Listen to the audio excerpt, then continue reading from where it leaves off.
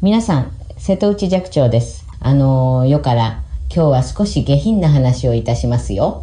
テーマは煩悩と救い。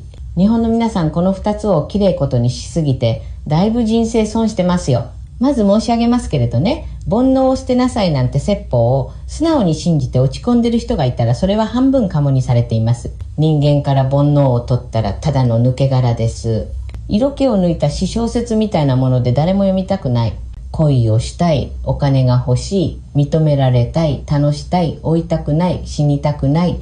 これ全部立派な煩悩です。これがあるから人は働き、恋をして失敗して小説を書いてまた立ち上がる。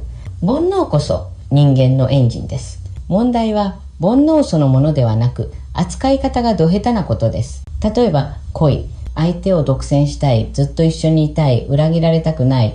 恋というのは煩悩の見本市みたいなものです。私は生前散々恋をして人を傷つけ、自分も傷ついてきましたけれどね、その度につくづく思ったのは、煩悩は危険物だけれど取扱説明書を読めばちゃんと使えるということです。その説明書が仏教であり文学であり、あなた自身の失敗の歴史です。ところが現代は心のケアとかストレス対処とか上品な言葉で飾って肝心のところをごまかしている。あなたの苦しみの正体はかなりの部分が煩悩です。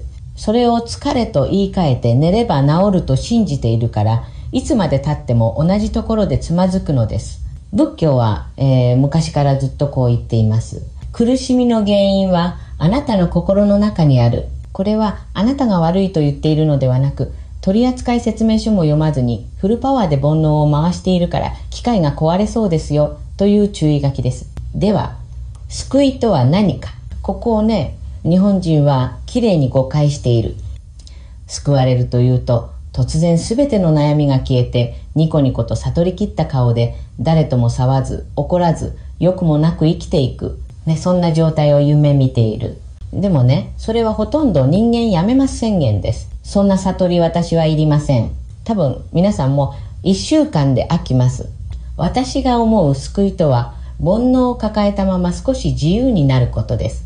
苦しみが全部消えるのではなく、ああまた同じことで悩んでるねえ私と一つ上の階から自分を眺められるようになること、これだけで人生はかなり生きやすくなります。最近は呼吸に意識を向ける方法や静かに座る時間を持つやり方があちこちで広まっていますね。あれも一つの救いの練習です。ただ私はこう申し上げたい。呼吸だけ整えてもあなたの恋はこじれたままですよ。呼吸法も座禅も素晴らしい。でもそこで終わったらただの上手に、我慢する人が量産されるだけです。本当の救いは、私の中にこんな醜い嫉妬がある、こんな業の深い欲があると真正面から見るところから始まります。見たくない、そんな自分は嫌いだと目をそらすから、煩悩が裏口から暴れ出すのです。私自身出家してからも何度も人前でこう言いました。出家したからといって色気がなくなるわけじゃない。色気のない僧侶ほど危ない。人は体を布で隠しても心までは隠せません。だから私は恋も欲も恥ずかしがらずに書きました。自分のいやらしさを神の上で思い切り晒す。で、それが私にとっての懺悔であり救いでした。あなたも誰かに読ませなくていいから自分の黒い心を書いてごらんなさい。あの子が憎い、あいつが羨ましい、幸せそうな写真を見ると腹が立つ。そう思った時、こんなこと書いちゃいけないと止めるのではなく、それが本音よねとさらけ出してしまう。神は決してあなたを裁きません。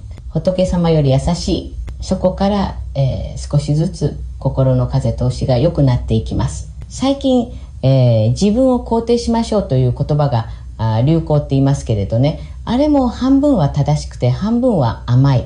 自分のいいところばかりを肯定しても救いにはなりません。あなたの汚いところ、情けないところも含めて、これが私と抱きしめてやる。それが本当の自己肯定です。仏教でいう慈悲は他人にだけ向けるものではありません。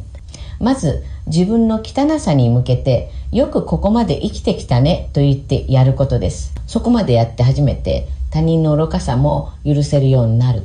自分の煩悩を知らない人ほど他人を厳しく裁きます。あんな不倫はけしからんとか、あんなやつはダメだとか大きな声で怒ってる人は大抵自分の煩悩を見て見ぬふりをしている。私はそういう人を見ると心の中でこうつぶやきます。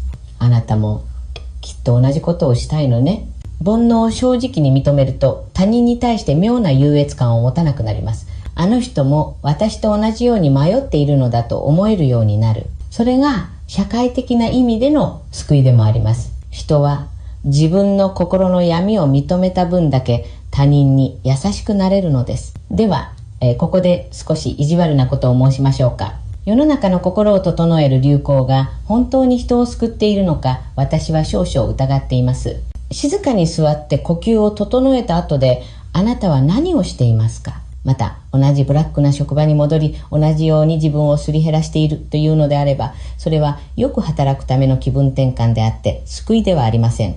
仏教の本来の役目は、あなたをもっと都合よく働かせることではなく、あなたが本当に生きたい生き方に気づかせることです。それは時に今の仕事や人間関係を見直す痛みを伴う選択かもしれません。失意して全て捨てなさいとは申しませんが、このまま一生終わって本当に悔いはないかと自分に当時間を持ってほしいのです。で、救いとはこのままじゃ嫌だと心の底から気づくところからも始まりますから、もう一つ大事なことをお話しします。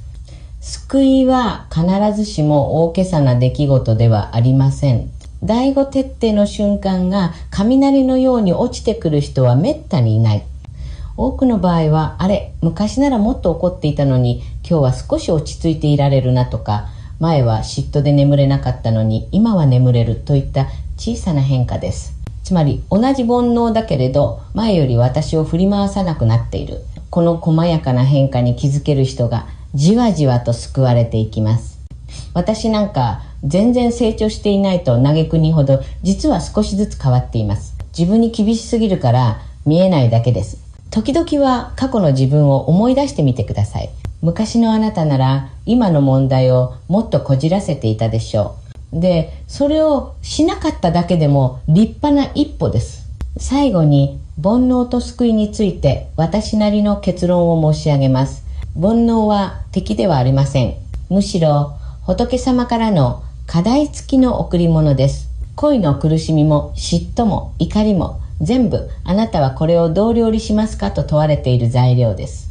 生でかじればお腹を壊す。でも火を通して味付けを変えればごちそうにもなる。あなたの人生はその料理の実験場です。そして、救いとは完璧な料理を作ることではなく、この味はしょっぱすぎたな、今度は少し甘さを足そうと自分のやり方を振り返りながら少しずつ上手になっていく。その過程そのものです。失敗作も残さず味わいなさい。苦い経験ほど後から効いてきます。煩悩は人間の性です。愛欲すらも否定されざる贈り物です。どうか自分の煩悩を恥じて押し殺して生きる力まで一緒に殺してしまわないでください。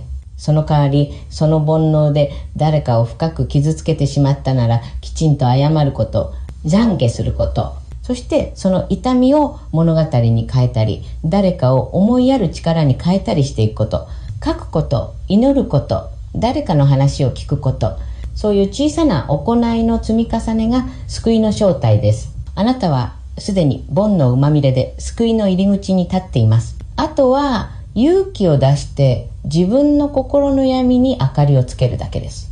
恥ずかしがらず逃げず、時々は自分を笑い飛ばしながら生き抜いてください。それが煩悩と仲良く生きる一番賢いやり方だと私は思ってますよ。